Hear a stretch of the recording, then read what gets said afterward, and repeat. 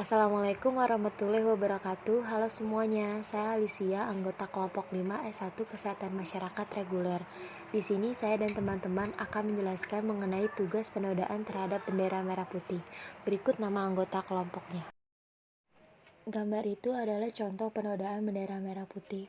Hal itu terjadi pada Agustus 2013 di Jakarta saat konser grup musik Amerika Serikat. Pengibaran itu dilakukan sesudah grup musik itu membawakan sebuah lagu. Personel grup Metallica itu mengibarkan bendera merah putih bertuliskan Metallica di bagian merah dan Solo Indonesia di bagian putih.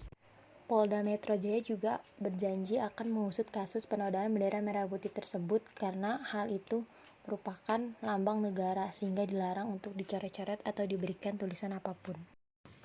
Hal itu termasuk penodaan bendera merah putih karena telah disebutkan dalam Undang-Undang Nomor 24 Tahun 2009 tentang bendera, bahasa, dan lambang negara serta lagu kebangsaan, yang dimana setiap warga negara tidak diperbolehkan menghina lambang negara. Undang-Undang 1945 mengatur berbagai hal yang menyangkut tentang bendera, bahasa, dan lambang negara serta lagu kebangsaan. Selama ini, pengaturan tentang bendera, bahasa, lambang negara, serta lagu kebangsaan diatur dalam beragam peraturan perundang-undangan, antara lain Kitab Undang-Undang Hukum Pidana yang hanya mengatur tentang kejahatan tindak pidana yang menggunakan bendera sang merah putih, penodaan terhadap bendera negara sahabat, dan lambang negara Garuda Pancasila. Namun, ada beberapa hal yang patut diperhatikan dalam undang-undang ini, terutama dalam hal tindak pidananya. Lihat pada pasal di bawah ini. Pada pasal 24 mengatur soal apa saja yang dilarang dilakukan terhadap bendera negara. Setiap orang dilarang merusak, merobek, menginjak-injak, membakar, atau melakukan perbuatan lain dengan maksud menodai, menghina, atau merendahkan kehormatan bendera negara, dan lain sebagainya. Larangan menghina dan merendahkan kehormatan lambang negara diatur dalam pasal 57 huruf A Undang-Undang Nomor 24 Tahun 2009. Dalam pasal tersebut dikatakan setiap orang dilarang mencoret, menulis, menggambar, atau membuat rusak lambang negara dengan maksud menodai, menghina, atau merendahkan kehormatan lambang negara. Sanksinya terdapat dalam pasal 68 dengan ancaman pidana berupa penjara paling lama 5 tahun atau denda paling banyak 500 juta rupiah. Dari penjelasan di atas dapat disimpulkan bahwa kita dilarang untuk melakukan sesuatu terhadap bendera merah putih karena sanksi yang akan didapatkan cukup berat.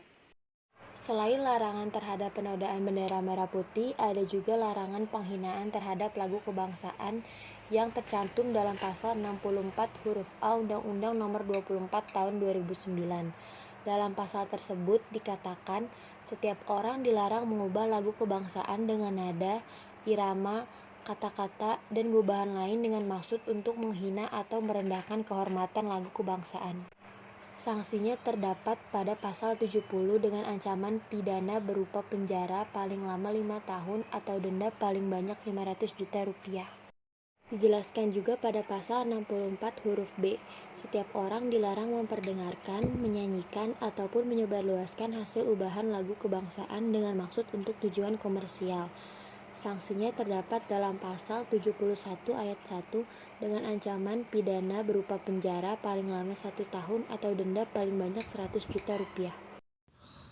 Selain itu, pelaku juga dapat dikenakan sanksi berdasarkan pasal 45 ayat 3 Junto, pasal 27 ayat 3 Undang-Undang Nomor 19 Tahun 2016 tentang perubahan atas Undang-Undang Nomor 11 Tahun 2008 tentang informasi dan transaksi elektronik. Pelaku diancam dengan ancaman pidana berupa pidana penjara paling lama 4 tahun dan atau denda paling banyak senilai 750 juta rupiah. Jadi dari penjelasan tadi kita tidak boleh sembarangan melakukan sesuatu terhadap lambang bendera atau lagu kebangsaan Indonesia karena bisa dikenakan pasal berlapis dengan ancaman pidana maksimal 20 tahun. Tapi jika pelakunya masih di bawah umur atau seorang anak-anak, maka pidana yang didapat paling lama setengah dari maksimum ancaman pidana penjara bagi orang dewasa. Hal ini diatur dalam pasal 81 ayat 2 Undang-Undang Nomor 11 Tahun 2012 tentang Sistem Peradilan Pidana Anak. Ini daftar pustakanya dan sekian dari kami, kurang lebihnya mohon maaf. Wassalamualaikum warahmatullahi wabarakatuh.